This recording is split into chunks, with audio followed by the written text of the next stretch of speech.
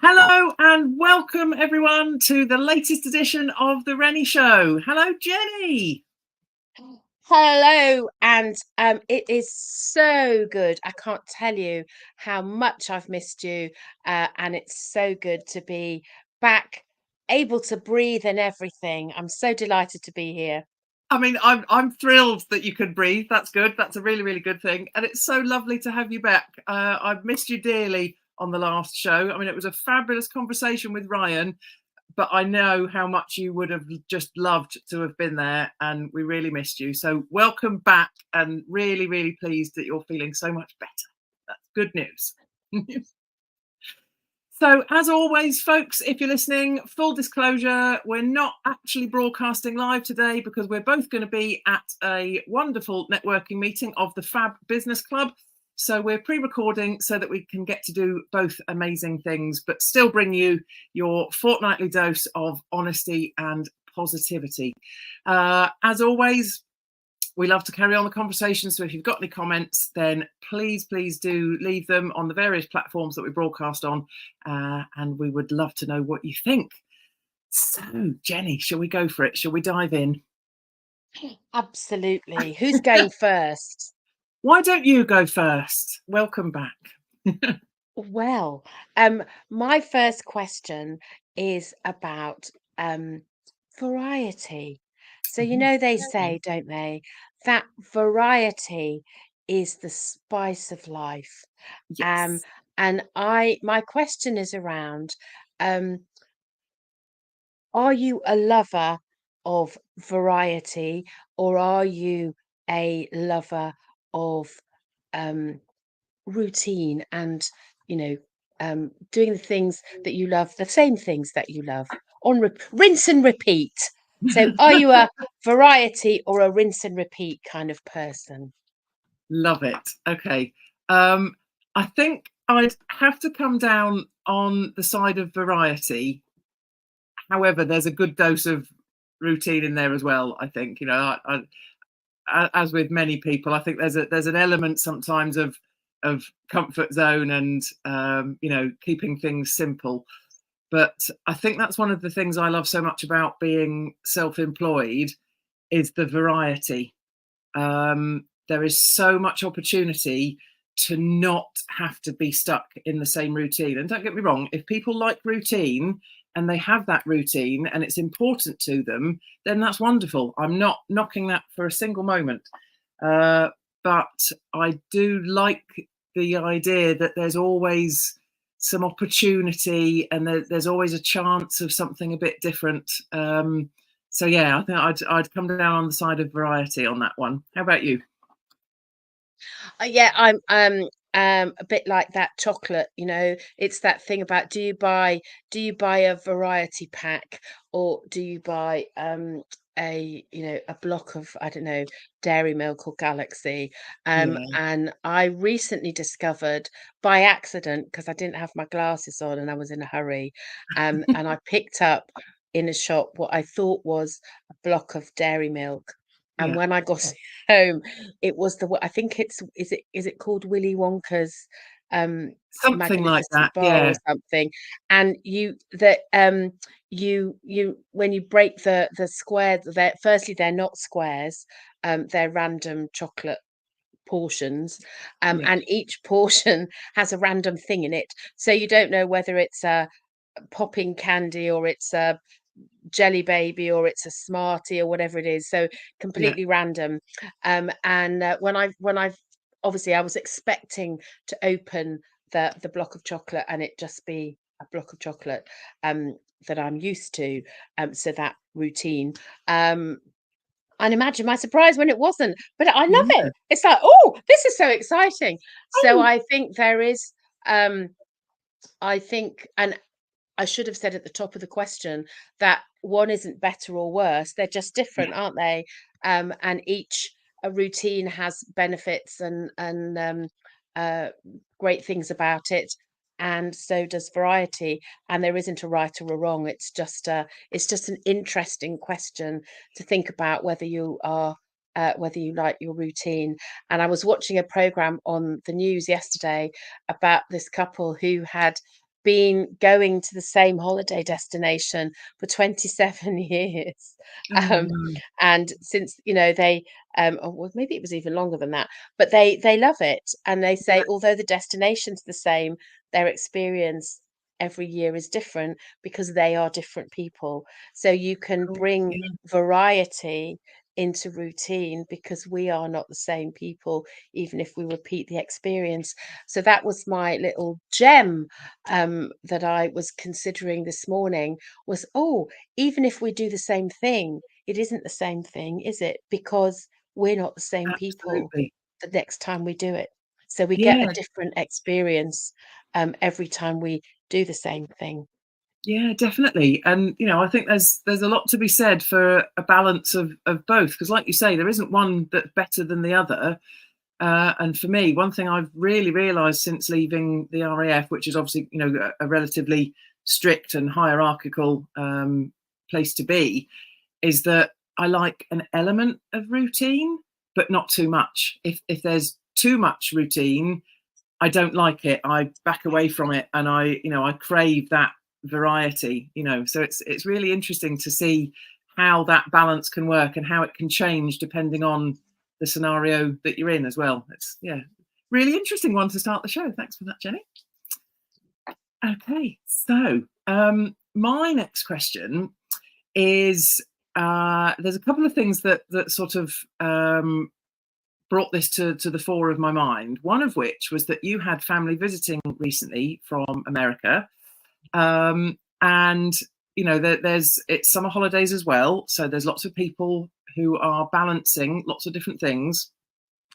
So, have you got any top tips for balancing family and business? Now, obviously, in my case, my children are younger. In your case, your children are older, but you've also got grandchildren. So it brings a whole new dynamic. So I'm really interested in any tips you might have for balancing family and business.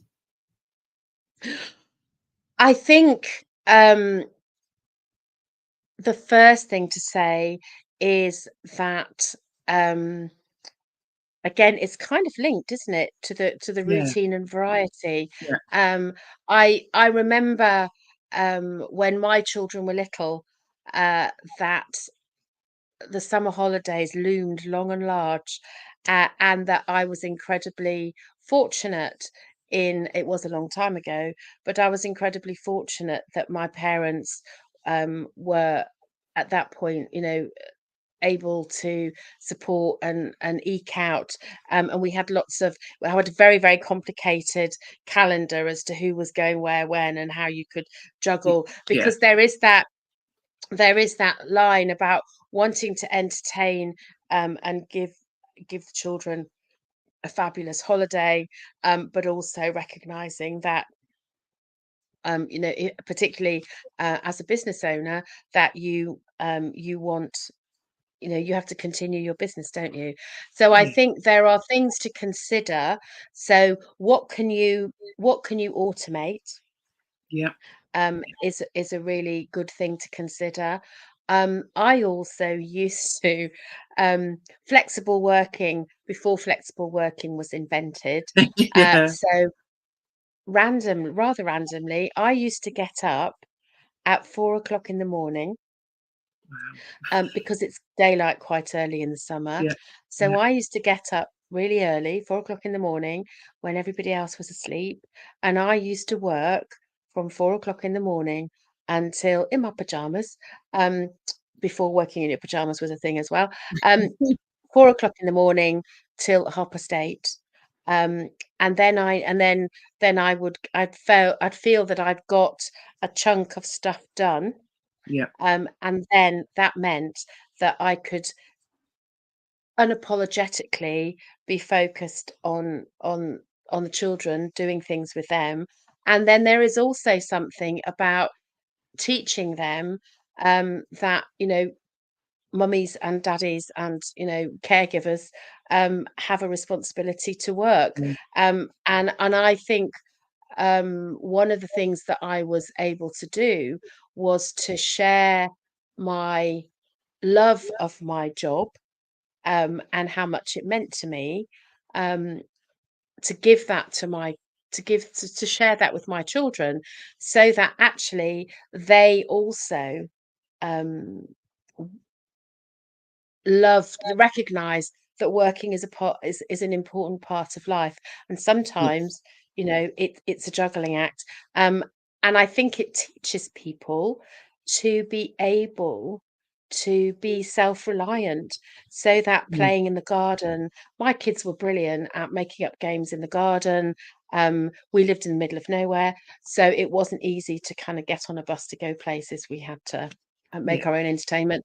So they were really, really good at making up games, you know, helping themselves to food and drink. Might they like locusts through the fridge?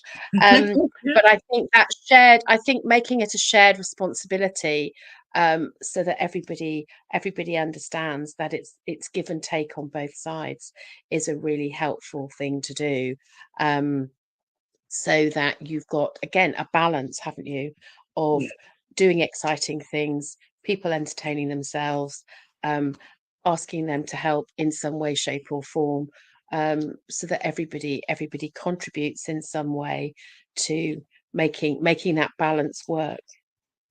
Yeah, definitely. I'd have to agree there. I think for me, the key first thing is use of a shared calendar, which even my eldest is now a part of. Um, so it's that awareness, making everyone aware of what the commitments are and when they are. So obviously for me at the moment, it's school summer holidays, so the kids are at home, and very much enjoying a mixture of doing activities, but also wanting to lounge on the sofa or lounge in bed and have a lay in and whatever, all sorts of different things. But the key thing, particularly when it comes to me and hubby, is balancing who's doing what when, because we both have different work commitments, and making each other aware of that, I think, is really important. And as we speak right now, while we're sat here recording, the youngest, she's sat through in the living room watching something on the TV, keeping herself amused because her sister's still in bed. So they're not making up games or anything exciting this morning. But that when you spoke about the self-reliance of being able to take responsibility for what they're doing, whether that includes getting their own breakfast or whatever that looks like, those are all really important lessons. And I like the fact, sometimes, yes, it can be overwhelming, it can be quite a juggle to mix business and life in times like summer holidays, but some of the lessons that it teaches your children about taking responsibility for yourself, taking responsibility for having a business, and sometimes needing to put that first to get the work done. But that doesn't, helping them to understand that that doesn't mean that they're not important. It just means that there is a balance to be struck between the two, and that mum isn't always going to be available, but that's okay because, they're resilient and independent enough or they have learnt to be resilient and independent enough to be able to, get on and do something productive if mum and dad aren't available. And I think I have three sons, so for me the additional um lessons, if you want, were around that it isn't automatically mummy's job to do the Yeah, cooking, washing, the ironing, the cleaning, that it's a family, it's a shared yeah, responsibility, and that, making I remember getting my first coffee or my first cup of tea that they'd made me, and yeah, it was so they were so proud of the fact that they'd done it, and I was really chuffed that they had thought yeah. that I might, that I might really like a cup of coffee or a cup of tea. So I think you're absolutely right, teaching them those skills, and the sooner they learn them, the more they can practice them, can't they? Yeah, absolutely, absolutely, love it. Okay, so what's your next question for me then? Um, my next question is a weather question. Ooh, okay. As in, not whether we do one thing or the other. So it's been quite rainy here today. And so my question is, what's your favorite thing about the rain? Ooh, okay. I'll just get that up on screen. So, what's your favourite thing about the rain? Um, Generally speaking, I mean, I'm quite happy with rain if I'm protected from it. If I've got my umbrella or Mac or whatever. Um, but I think the the best thing about rain and the best thing about having young children at the same time is it does remind you that jumping in puddles and getting soaked is actually really fun, and that, you know, skin is waterproof. So actually, if you're not protected and you get really wet, that's okay, because actually the fun that you can have is just way beyond any getting wet. So, you know, I'm a real mixed one on that, I think, because for me personally, I like to know that I've got my umbrella or my Mac or whatever to keep dry. But you know, because my youngest is still of an age where she does want to jump in puddles, that's a great reminder that when it does rain, that actually, you know, live for the moment and forget the things that don't matter, because getting wet doesn't really actually matter, does it? No, I love that. They just make me smile because I'm a real sun worshipper. I love the sunshine. Uh, Summer, it feels that summer has been a long time coming this year, Yes, yes, and I've loved there's nothing I love more than leaving the house without without a coat, without an umbrella, without that. Or I have to be covered for all eventuality kind of thing. So I love it when I don't have to think about that. So this morning when I woke up early and the rain was beating off the windows, and my initial thought was, oh, and then I thought, but actually there is something incredibly cleansing, isn't there, about yeah, rain? And you know, it washes away the, you know, mud off the pavements. My flowers in the garden were looking a bit thirsty, so yeah, I love the fact that I don't have to go out now with a watering can because they've been well and truly watered. So I think finding it would have been easy to sink into the, oh, it's raining, oh, it's yeah, raining. And you're absolutely right. I had to go out, and I didn't take an umbrella. I just ran because I thought, how wet can I get? Well, actually, the yeah, answer is quite wet, quite quickly. But as you say, it doesn't really matter. You know, I didn't, as my mum always used to say, you won't melt. Um, yeah. you won't melt if you get wet. So, yeah, So favorite true. thing about the rain for me is that I won't melt. Yes, skin is definitely waterproof. Although that in itself leads to a discussion in our house, because I said that once to the kids about getting wet. Doesn't matter, skin's waterproof. And my husband said, "Well, it's not really, is it?" Oh, shush. You know, to the degree we need it to be, it's good enough. It's good enough. You know, I mean, yes, skin will absorb some water. I get that, but for, you know, for the purposes of being outside in the rain, skin is waterproof enough to not be an issue. So yeah, but that's always a whenever it rains, that's very much a conversation that gets repeated in our house. It's a bit of a standing joke now about whether or not skin is waterproof. Um, okay, okay. So my next question for you then, Jenny, is obviously, you know, we've talked a little bit this morning about business and balancing business and life, and you know, the weekend is traditionally the time where we might have more time available to do the nice things, the hobbies or the family time or whatever it might be. So, what's your favourite thing to do at the weekend? Oh, um, that's tricky because I have such a long list of things to do at the weekend.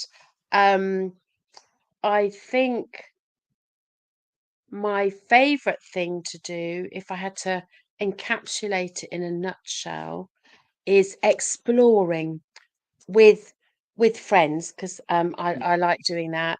So whatever that exploring might be, it might be um, going to National Trust property, or going to a craft fair, or going some kind of exploration of um, a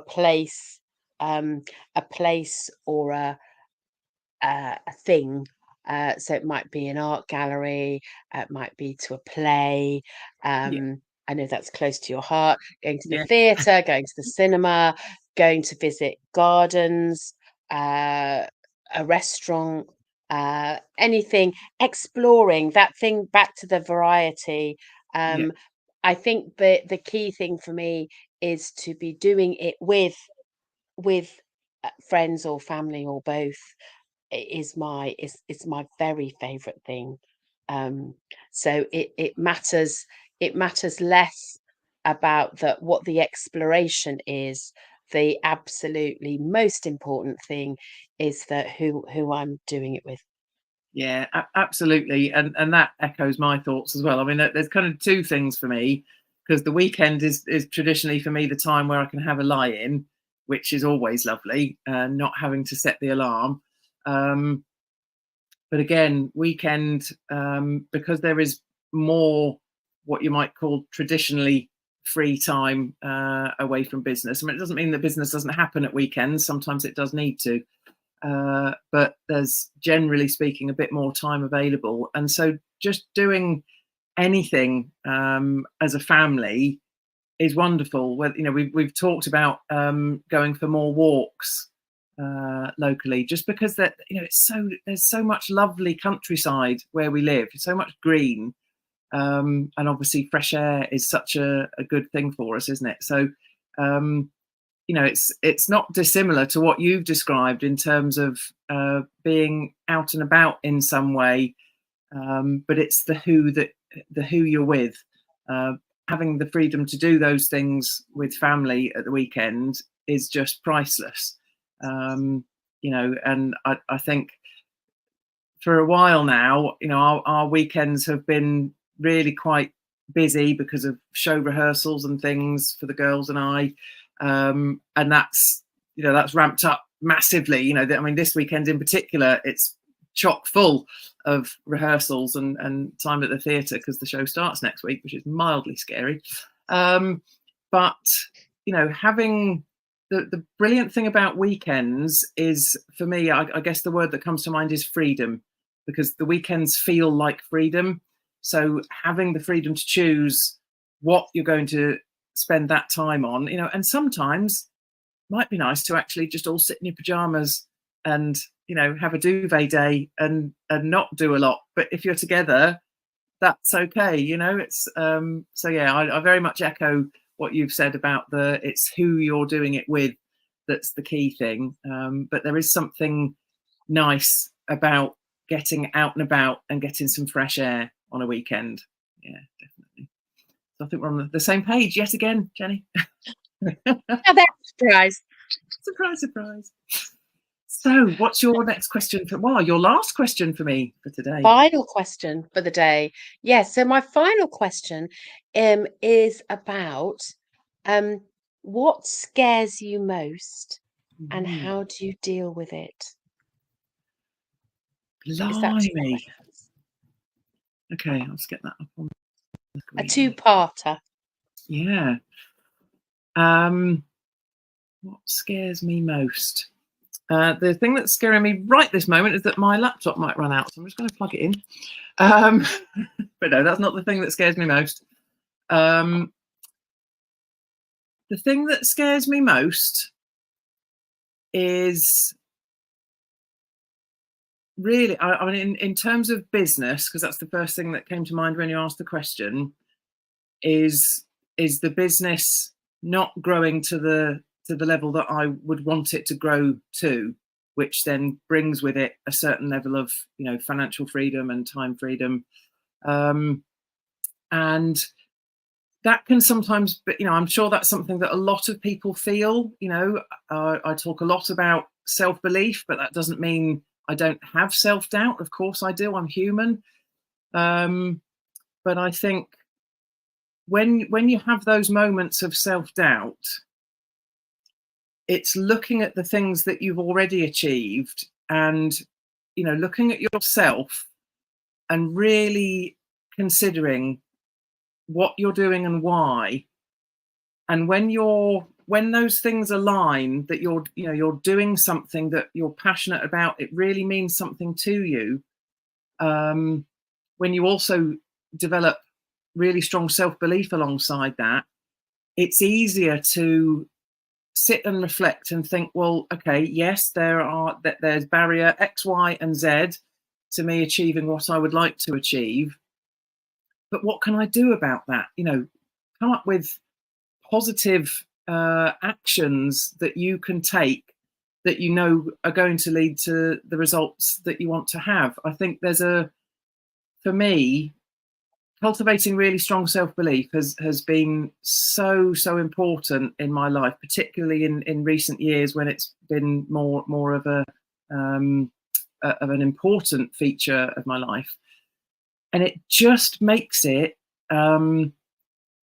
just takes the edge off. It makes it slightly easier to deal with that self-doubt. You still have those moments, of course you do, but for me, it's that deep-seated belief that I know I'm doing the right thing. The things that I do in terms of coaching and speaking, and in terms of doing our show, which I love, I know it's not wrong. I know it's the right thing. I know what I was put on the earth to do, to be able to reach people, to spread messages of positivity. And when you have that belief in yourself, even in the down moments, you can pick yourself up and think, no, remember why you're doing this. Remember how good you are at this, and remember that this is something that you're passionate about doing, and therefore can't be wrong. When it's right, it's right, when everything aligns, in the way you feel about something. So yeah, I guess the message there really is that cultivating really strong self-belief is the backbone, or the foundation, if you like, to dealing with the things. There's nothing wrong about having things in life that scare us. It's good, that variety and those different emotions. Fear, you can actually use that fear. It doesn't have to be a negative thing. So yeah, self-belief is what it comes down to, I think, for me. How about for you? What fabulous answer. I think I've read a lot recently on social media, and one of the things that scares me is loneliness. Yeah, And you read a lot about it, and it seems like that the world can be an incredibly lonely place, although there are lots of yeah, people in it. And I think for me, how I deal with that is another gift that keeps on giving, a bit like self-belief, is that self-awareness. So yeah, understanding where that fear comes from. And there's a very big difference, isn't there? Which I really learned a lot about in lockdown. There's a difference, a really big difference between being alone. So I yeah, live alone, but I'm very, very, very, very rarely lonely, and yeah, that's because I understand myself, yeah, and I understand what I what what are the triggers, if you like, for loneliness. And so if I understand what they are for me, because they'll be different for different people, yeah, if you understand what your triggers are, then actually you have the power and the choice to do something about it. So um but yeah, I've read such a lot lately on social media about loneliness, and yeah, it breaks my heart that as yeah, human beings, um, we are we have such potential in our connectivity because we have social media, we have FaceTime, we have Zooms, we have all this means of connecting with people all over the Absolutely. world, 24 hours a day. And yet people are feeling that there is that we've lost in some way that power of human Mm. connection and human emotion. Um, and obviously, as somebody uh, whose business revolves around connection and communicating, and this show revolving around positivity and how we connect as human beings, I'm always fascinated when I read about the level of loneliness in a really busy, packed world. So it says a lot, doesn't it, about how we're choosing to live our lives. Yeah, definitely. And I think that's a timely reminder for all of us about connection, and that, do you know someone that might be feeling a bit lonely, and can you do something that might help them? It's it like you say, it's there's a difference between being alone and actually feeling lonely. And looking out for that difference in your friends is a really important thing, I think, isn't it? Absolutely. And it takes Yeah. I think the other thing is that when you are feeling lonely, reaching out to ask for help can feel like a big deal. Yes. And so having somebody who reaches in Yes. um, is can be incredibly helpful. Yeah. Priceless. Yeah.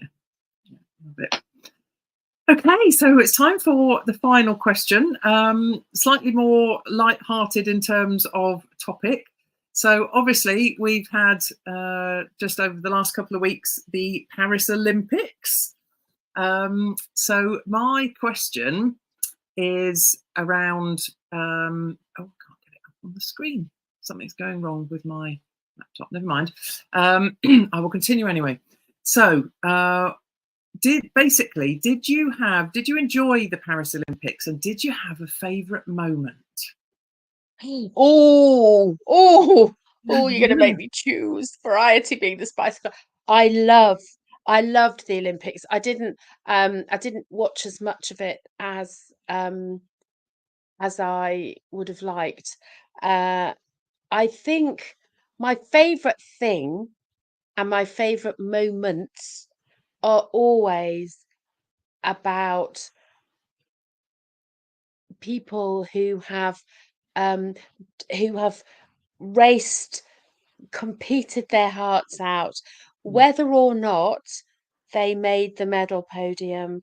It's that absolutely. And I think um one of there were so many favorite moments. It's so Yeah. hard to I cry a lot at the Olympic. Yeah. I cry a lot.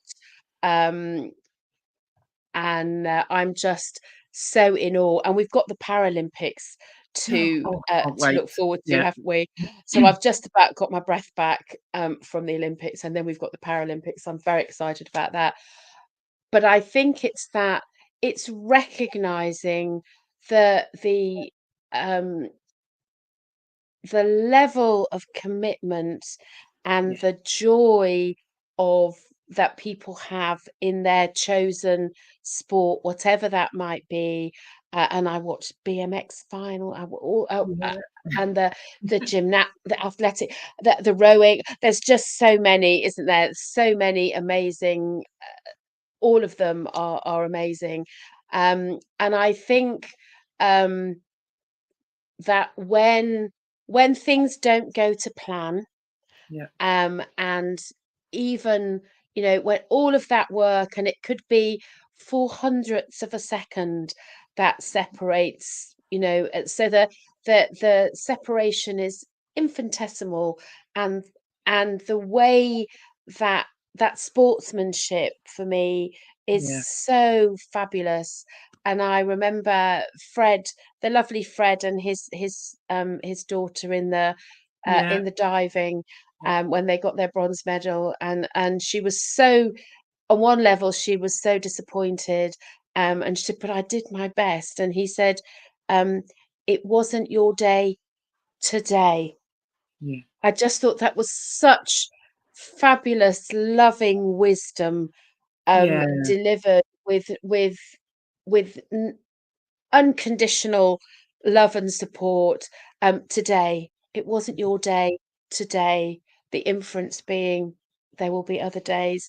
And it was just so support and but none of it took away from all the fabulous things that she had done.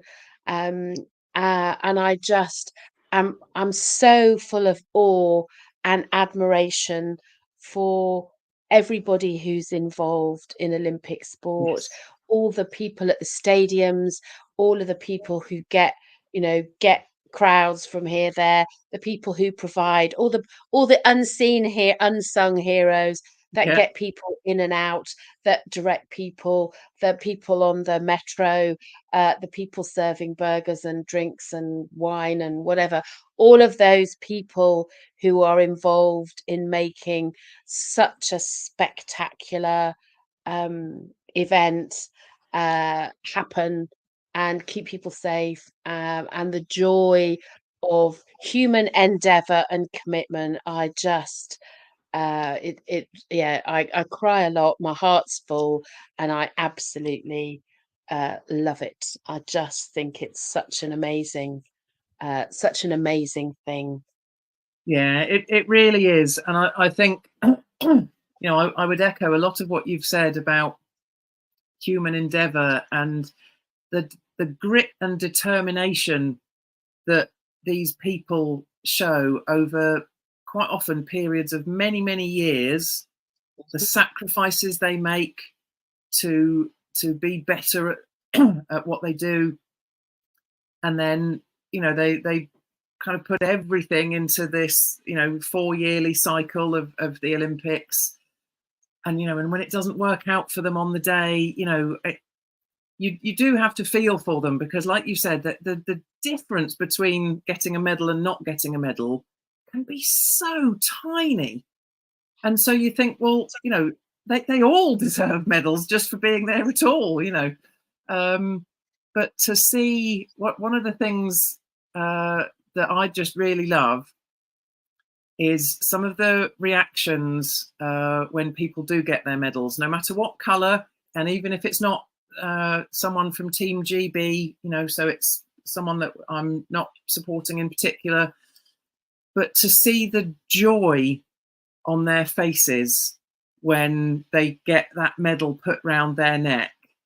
And if they're lucky enough to, well, I say luck, it's not luck, is it? It's skill and talent. But if they're lucky enough to be on the top step of the podium, then hearing their national anthem. And I think there's just a wonderful sense of togetherness about the Olympics, because there are so many nations taking part and everyone's there for the same reason. It's quite rare that there's that many people together in one place for one thing, for one common aim. And it's, yeah, I just think it's so impressive to see the effort that people have gone to. And when you hear some of the backstories and some of the struggles they've had, I was really shocked when one of the interviews with Keely Hodgkinson that won the 800 Mm. meters, that she had a tumor in her brain that led to her being deaf in one ear. And you just wouldn't know that, would you? When to see her run, you wouldn't have a clue. You'd think she's fully fighting fit. Well, I mean, she is fighting fit, but to think of the challenges that a lot of these athletes have faced because of the level they do their sport to.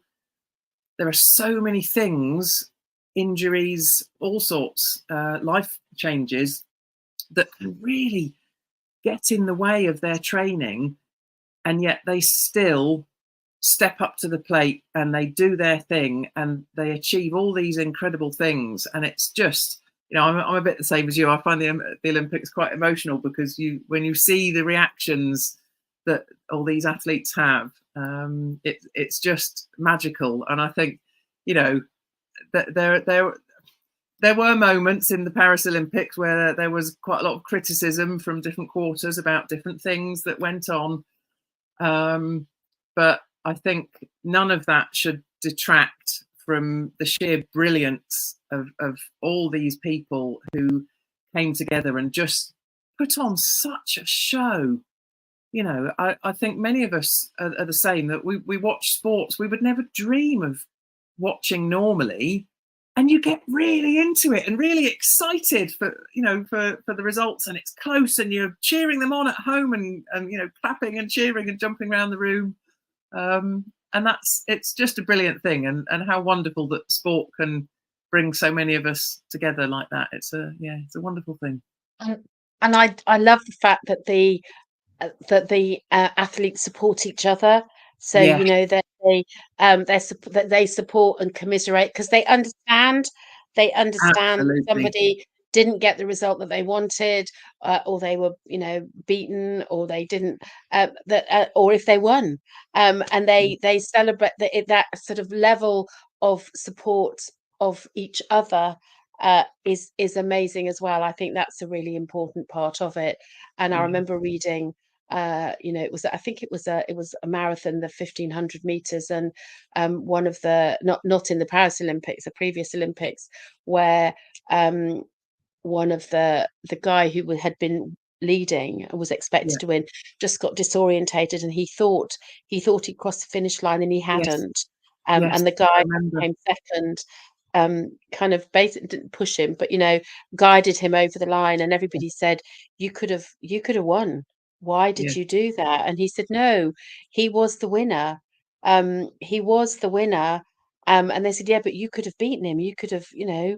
And he said, but what kind of win would that have been? yeah, Um, yeah, um, because you know, the only reason um, that I would have done that is at the cost of him, and yeah, he was the winner. He just got disorientated for a moment, and kind of lost his way and stopped. So it is that thing, but the humanity, back to that human yeah, connection, that yeah, depth of understanding and fairness and sportsmanship, and support is just phenomenal. I think the athletes, you see a lot of that, don't you? Supporting and yeah, commiserating and congratulating, and um, yeah, there are so many magical moments. yeah, Um, absolutely, absolutely, and so many more to come with the Paralympics. Yes, I know. So what a note to finish on, Yeah, is we have come to the end of, gosh, doesn't time fly when you're having fun? We are at the absolutely. end of the Rennie show for today. As we said at the top of the show, this is a recording. This is a recording. So we're live in the moment, but Yes, you we will be are. watching it. You will be watching us recorded, but nonetheless potent for being recorded. We would like to think. Absolutely. We would also, as ever, welcome your thoughts, your conversations, your contributions to our questions. We love it when people give us the benefit of their thoughts too. So please feel free to get in touch and send us a message. And if you have any questions that you would like us to ask each other, uh, please pop them in a message to us. Absolutely, absolutely. We'd love to have your questions.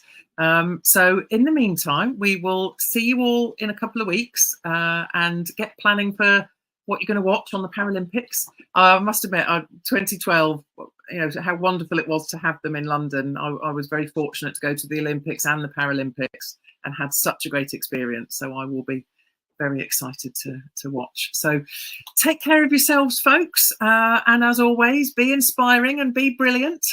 And we will see you again in a couple of weeks. Bye for now.